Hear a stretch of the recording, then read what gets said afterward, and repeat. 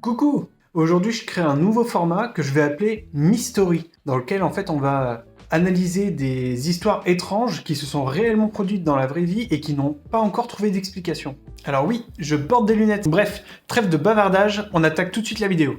En été 94, la petite ville d'Oakville dans l'état du Washington aux États-Unis a connu un phénomène météorologique particulièrement étrange. Au lieu de classiques gouttes de pluie, ils se sont pris ce qui s'apparentait à de la gelée. C'était de la gelée transparente qui recouvrait les pare-brises des voitures ainsi que les maisons et même le sol. Tout ce qu'elle touchait quoi. Et là, les gens ont commencé à tomber malades. Ce phénomène a été surnommé The Oakville Blobs. Bon, déjà ce qu'il faut savoir, c'est que c'était une ville qui était quand même particulièrement habituée à la pluie parce qu'on était pas loin des 275 jours de pluie par an. Sauf que comme on le disait, la pluie torrentielle qui s'est abattue le 7 août 94 n'était pas du tout comme celle de d'habitude. Les gens qui étaient présents ce jour-là et qui ont témoigné ont indiqué qu'il s'agissait de gouttes de gelée collantes, épaisses et transparentes et qui faisaient à peu près la taille de grains de riz. Autant vous dire que tous ceux qui étaient en voiture et qui ont allumé leurs essuie-glaces ont clairement regretté vu que ça a juste étalé toute la gelée sur leur pare-brise. Sur les 3 semaines qui ont suivi le phénomène, 5 autres se sont produits dans une zone de 50 km². Le problème, comme je disais avant, c'est qu'à partir du moment où il y a eu cette pluie, un bon nombre de gens sont tombés malades. Beaucoup ont présenté des symptômes qui s'apparentaient à la grippe, certains avaient des vertiges, d'autres des nausées, et même des infections d'oreilles. Sans compter que de nombreux animaux sont aussi décédés suite à cette pluie. La question se posait donc bien évidemment de savoir si cette pluie était liée à la vague de maladies qui sévissait. Des échantillons ont donc été envoyés au département de l'écologie de l'État de Washington ainsi qu'au département de la santé du même État. Dans la gelée, 2 bactéries ont été retrouvées. Et là, désolé si je prononce mal les noms, Pseudomonas fluorescens et Enterobacter cloacae.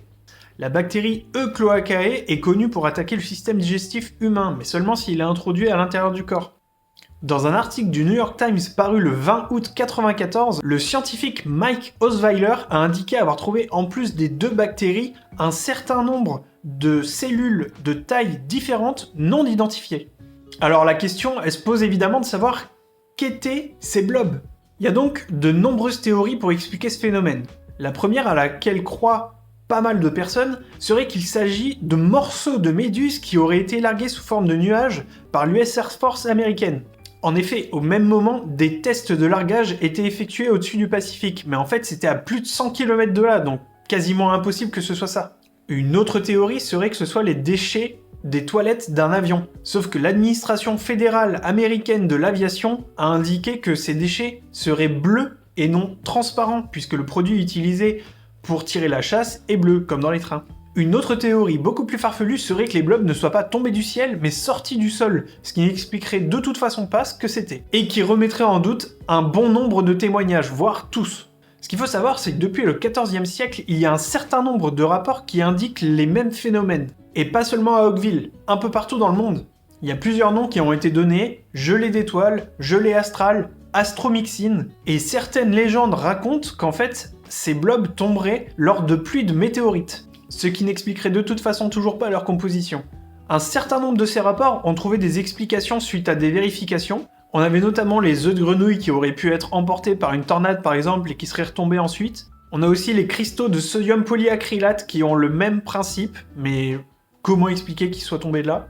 Il y a aussi des algues qui peuvent être transparentes et qui auraient pu aussi venir d'une tornade ou autre. Sauf qu'un certain nombre de phénomènes, comme celui d'Oakville, restent encore inexpliqués.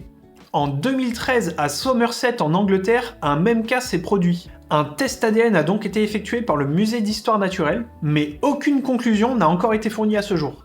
Encore plus étrange, pour la pluie d'Oakville, il ne reste plus aucun échantillon d'origine, et il n'y a même aucune trace que des échantillons aient été envoyés au département de la santé américain.